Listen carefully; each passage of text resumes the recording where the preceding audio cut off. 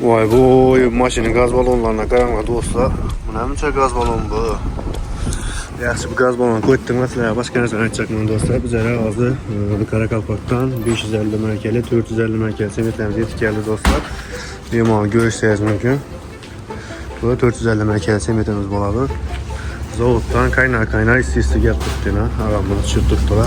Benim görüşseniz mümkün bir de bir maçı. Bu anda yine bir prensipte geldi.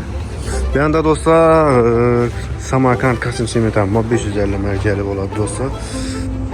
Görüşseniz mümkün. Bu Kasım semetenin narxı 50 min so'm. Xudo xolasa Hazaras bo'ylab dastavkasi bor. Aytib yerlarga zapar beradilar. Kelishadigan narxda. Xudo xolasa 450 mərkəli semetimizin narxını 51 min so'mdan dedilar. Onu ham kelishib beramiz dedilar. Bu anda 550 mərkəli semet bor. Onu 53'ten dedilermi? Şunu çekti. Ekranda telefon nömrələri yazıb qaldıraman dostlar. Bemalol telefonu soruşlarınız mümkün. Adres sizler tushuntirib o'taman bo'lsam, Hazarasda mol bozorining ro'parasida bo'ladi do'stlar. Hozir katta yo'l ustidan ko'rsatib o'taman sizlarga.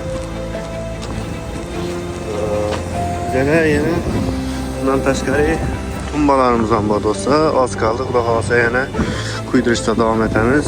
Kimani chiqarishmay kerak bo'lsa bemalol aytsangiz uni ham dastavka beradilar do'stlar. Görüşeceğiz mümkün. Bir de Hazarası Kozamol Bozar. Bir de Boğeren Kokanası. Bunun doğrusunda Ekber Optum Semet olan dostlar. Benim olan telefon nömrələri yazıb qoyamız. Telefonu online savda sözlərəm boladı.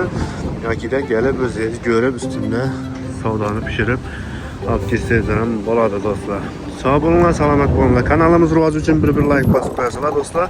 Abunə olmaqla bolsa, abunə tüqməsindən basıb qoyunlar.